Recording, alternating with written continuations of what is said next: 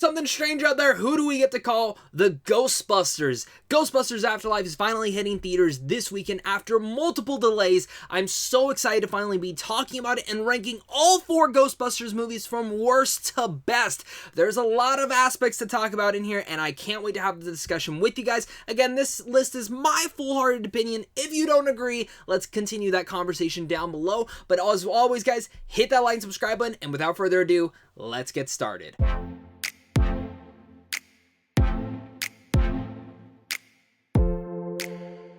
Coming down at my number 4 is Ghostbusters 2, an enjoyable but just fine Ghostbusters movie, coming off the original movie, which is an absolute classic horror family fun film that I adore to pieces. The second movie is one that I just never rewatched as a kid, and I'd only seen it once and then rewatched it recently to finally get in the mood and see if maybe my opinion had changed, and sadly I still kind of just feel the same way about it.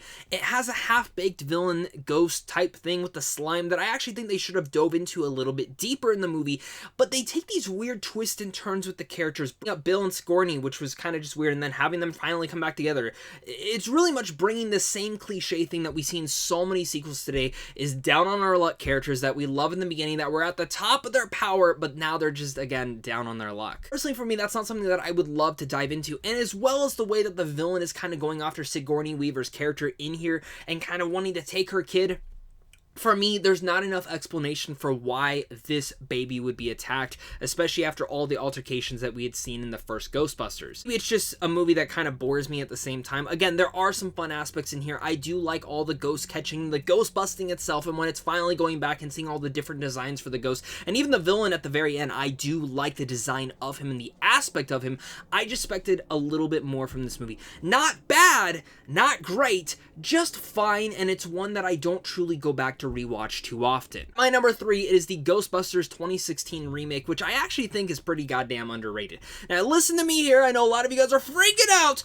I don't think this movie is perfect. There are moments in this film that really much hold the entire movie back, which is really much the comedy infused in here. Some of the jokes are absolutely great. Other ones are not so well, and sometimes it makes the movie feel like an SNL skit of some sorts, which I never want in my Ghostbusters. Yes, Ghostbusters is also funny and joyful and heartwarming, at the center of it all being scary, but 2016 played up the comedy a bit too much and made the movie more of a comedy than an actual horror movie. And again, Ghostbusters isn't completely scary, but there is that spooky tone to it that I just feel like the 2016 remake never really had to it. But it does have a very entertaining and fun vibe to it, where I really dug all the characters themselves, even if again some of the jokes get a little bit too haphazard, and even some of the cameos I do think are a little bit eye-rolling, but when it actually comes down to the action and the way that Paul Feig decided to actually break the Matty and break the lines, and it actually gives this 3D effect still on the Blu-ray, because I remember seeing this movie in 3D and being blown away, but watching it at home still is actually quite surprising to see how the effect still works. Sometimes it's a bit distracting, but overall it is freaking awesome, and I actually wish more movies would have done this, especially because of Ghostbusters, with the way that they shoot the rays and the ghosts and the way they fly around. It is all so unique, and I love how Ghostbusters Remake 2016 actually did this, and I thought it was pretty inventive. Again, giving up some of the great action scenes in here and probably providing some of the best action we've seen in Ghostbusters ever. Plus, as well, going into the third act, the whole entire fight at the very end with all the ghosts coming to life, that was just great, and I loved seeing that. And I just find this film to be very entertaining, and I do eye roll at some of the jokes and SNL kind of things in there, but besides that, Ghostbusters 2016 I actually think worked, and I wouldn't have mind seeing a sequel. Plus, Chris Hemsworth steals the whole entire show. He is so good in here. Even if a lot of his jokes are completely stupid, but for some reason they always get me every single time. But that's the thing about comedy, it's subjective. But now at my number 2, it is the latest Ghostbusters movie, Ghostbusters Afterlife, which in a sense takes the Force Awakens aspect of what Force Awakens did with the Star Wars franchise, and in a sense doubles down on it and actually builds off that premise. It builds off the original Ghostbusters in a really great way, where the first half of the film is very different than the second half, and some people might not love the slower tone that the first half had, but I love how it was more of a coming of age story. These kids discovering who their legacy was and what was left behind for them, and in the same vein of Carrie Coon's character kind of finding the same way. And then of course the back half is more of the Ghostbusters action. We got the packs, we got the things, we're going into the action.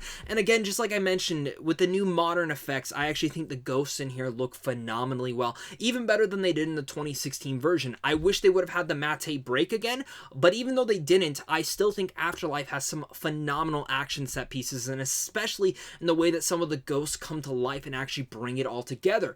I truly don't really have too many cons to this movie. Maybe the only thing is I do think it gets a little bit too predictable by the end, but this movie is damn emotional, hilarious, heartfelt, and everything that a Ghostbusters fan could want from a sequel to the original movie. It brings the world to life and actually feels in a realistic approach to where this sequel might have gone. McKenna Grace is an absolute star. I love the entire new cast in here, and I actually hope we get more Ghostbusters films with them. And of course, at my number one, I mean, did you expect anything less? It's the original Ghostbusters. I adore this movie just so much. It's one of the classic movies I rewatched as a kid so many often, and maybe I still have some rose-colored lenses from the nostalgic vibes of it all, but I grew up with it. But I could personally see younger people seeing Afterlife and actually thinking it's better than this one. Maybe that's because the same thing for Force Awakens is I actually think Force Awakens is better than New Hope. I know, blasphemy to a lot of you, it's just there's a lot to Force Awakens that really made it work wonders for me. The original Ghostbusters is phenomenal. It's fantastic, it's hilarious, it's spooky, and actually keeps up those scares, which is something that Afterlife actually did really well. So hard when you have Zedmore, Venkman, Stantz, and Spangler, and they're all so great in their own ways. Then you have Sigourney Weaver, Rick Moranis, which I miss Rick Moranis so much. All of the comedy works. It feels so fresh. It feels so fluid and right because it's all just in these normal discussions and actually bringing to life the Ghostbusters and the whole entire idea of it all. People laughed at them, but look at them now. They're saving New York City. The Stay Puft Marshmallow Man, one of the most iconic scenes ever to hit the big screens is when he comes into play. Slimer, all those sorts of things. I love Ghostbusters. Gave us the original song, Who You Gonna Call? Ghostbusters! I love the original film. I don't think it will ever be beaten, but I would love to see maybe a Ghostbusters Afterlife sequel, maybe be even better. Who knows? I don't know, but I want to hear your guys' thoughts down below in the comment section. So leave a comment. Let me know your guys' ranking. Let me know what your guys' thoughts are. If you disagree with me, that's fine. I can't wait to have a great discussion with you guys. Make sure to hit that like and subscribe button, as well as comment down below. Head on over to Sandwich on Films on how to see films early, and of course, the big thank to you and a big thank you to everyone watching this video. It really means the world to me. I wouldn't be able to do these videos without you, so of course, until next time, stay classy.